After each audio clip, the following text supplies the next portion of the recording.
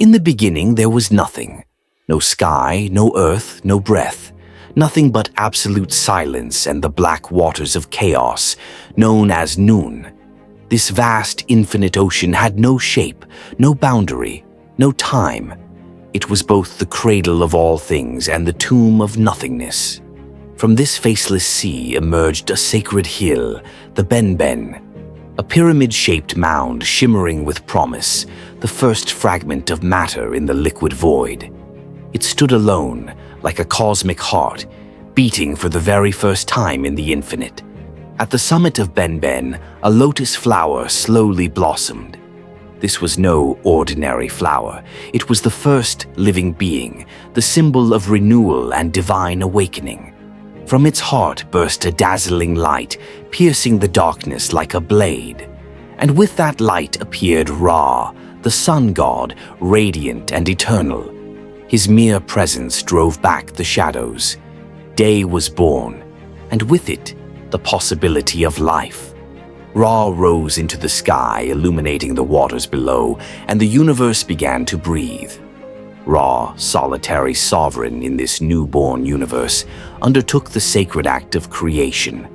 From his essence he brought forth Shu, the god of air, and Tefnut, the goddess of moisture. These twin forces were the breath and the dew of the world, the first elements to shape the cosmos.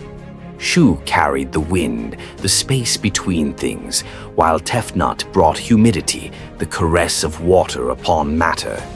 The universe was still submerged in the primordial waters, and Shu and Tefnut dove into the depths to explore this endless realm.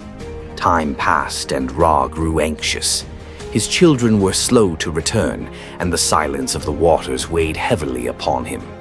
Fearing he might never see them again, he summoned his divine eye, a living entity capable of seeing all, to find them. The eye swept through the waters, revealing hidden paths until it found Shu and Tefnut and brought them back to the light. Their return filled Ra with such immense joy that his tears fell upon the earth, and from those tears the first human beings were born. Fragile, yet sacred, they were born of divine emotion. Shu and Tefnut, now reunited, gave birth to Geb, the god of the earth, and Nut, the goddess of the sky. Their union shaped the physical world. Geb stretched below, solid and fertile, while Nut arched above, adorned with stars. Her body became the celestial vault, her arms forming the horizon, while Geb's laughter echoed through mountains and valleys. Ra, observing this new order, rose as supreme ruler of the universe. He became the first divine pharaoh, reigning over the balance between chaos and order.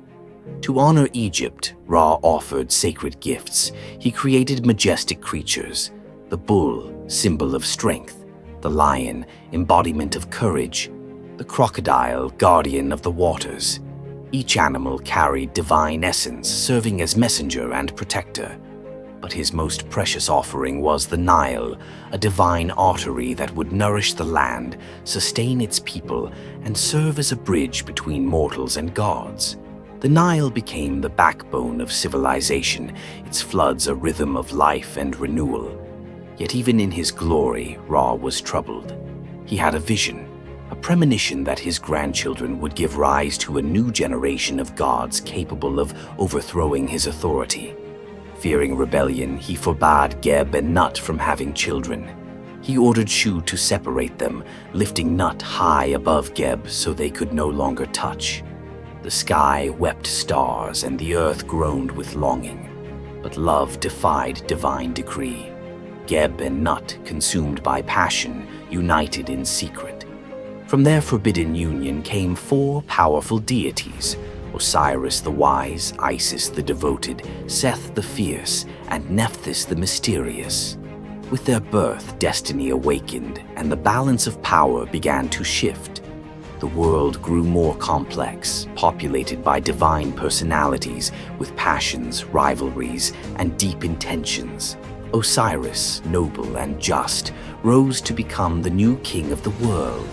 He married Isis, his sister and equal, and together they ushered in an age of enlightenment. Osiris taught humans the secrets of agriculture, the principles of justice, and the arts of civilization.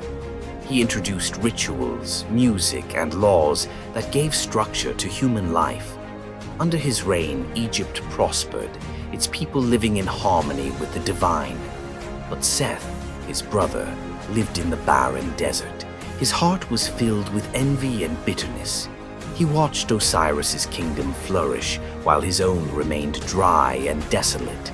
Seth was the embodiment of chaos, of storms and violence.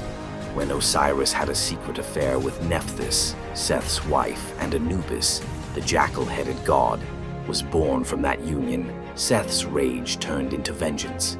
He saw in this betrayal an irreparable wound. He devised a cunning plan. Seth invited Osiris to a grand banquet filled with music, wine, and celebration. At the height of the feast, he unveiled a magnificent coffin sculpted with divine precision. He declared he would offer it to the one who fit inside perfectly. Osiris, intrigued, lay down in it. In an instant, Seth closed the lid and sealed it. Then, with chilling cruelty, he cast the coffin into the Nile, drowning the god-king. The guests were petrified and the world trembled. Isis, broken by grief, wept so intensely that her tears overflowed the banks of the Nile, causing its annual flood. With Nephthys at her side, she searched tirelessly for Osiris's body. She wandered through forests, deserts, and temples, guided by divine instinct. When she found it, she tried to hide it from Seth. But the god of chaos discovered it, tore it into 42 pieces, and scattered them across the land. Each fragment became a sanctuary, a place of memory where people would offer tributes for millennia. Isis, guided by Anubis, undertook a sacred quest.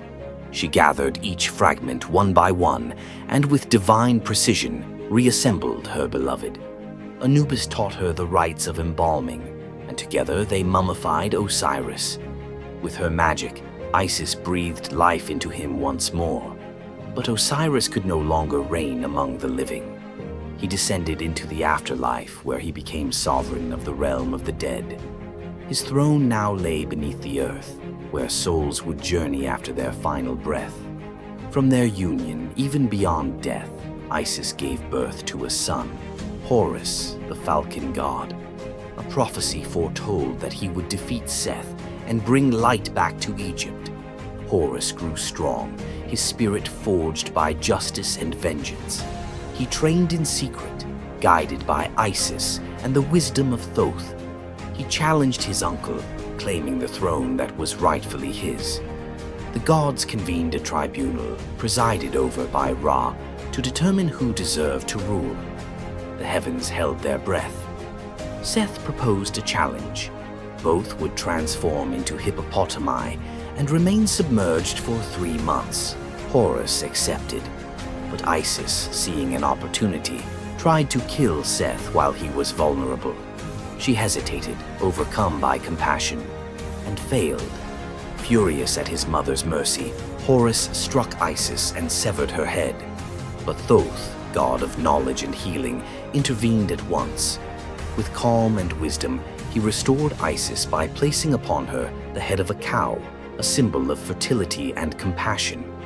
This act was not merely a healing, it was a reconciliation between anger and tenderness, between justice and mercy. The clashes between Horus and Seth continued for many years. They were not limited to physical battles. They were cosmic wars, struggles of balance between order and chaos. Each blow they struck made the stars tremble, each cry echoed through the temples. Their combat swept across deserts, skies, and sanctuaries. The world held its breath at every confrontation, for the outcome would determine the destiny of the universe. In one of these battles, Seth tore out Horus's eyes, depriving him of sight and clarity. But Hathor, goddess of love and healing, came to his aid. She restored the falcon god's eyes, giving him not only vision but also a deeper perception of the world and of his responsibilities. Horus no longer saw only with his eyes. He saw with his heart. Wearied by this endless war, the gods demanded reconciliation. The divine tribunal, still presided over by Ra, sought to end the cycle of violence. Seth, cunning as ever, feigned peace and invited Horus to a banquet in his palace. But this invitation concealed one final attempt at domination. During the night, Seth tried to violate his nephew, hoping to render him unworthy of the throne. Horus, vigilant, defended himself and repelled the assault. With Isis's help, he prepared a subtle revenge. He placed his own seed upon lettuce leaves, which Seth consumed without suspicion. This act, both symbolic and strategic, reversed the roles and exposed Seth's duplicity before all the gods. Soon after, Seth began to wither. A golden disk appeared upon his forehead, shining with strange light. Thoth seized it and placed it upon his own head, an act that transformed this mark into a crown of wisdom. The disk became the emblem of divine knowledge, born of conflict and cunning. After 80 years of struggle, the celestial tribunal delivered its verdict. Horus was the rightful king. His ascension was celebrated throughout the universe. The Nile flowed more peacefully, the stars shone more brightly, and humankind lifted their eyes to the heavens with renewed faith. Order had triumphed over chaos for a time. Thus ends the legend of the gods of Egypt, a saga of betrayal, resurrection, and eternal love. Their stories still resonate in the stones of temples, in the whispers of the desert wind, and in the hearts of those who seek to understand the mysteries of the world. For in every battle, in every tear, in every rebirth lies a universal truth. Even in the heart of chaos, light can rise again.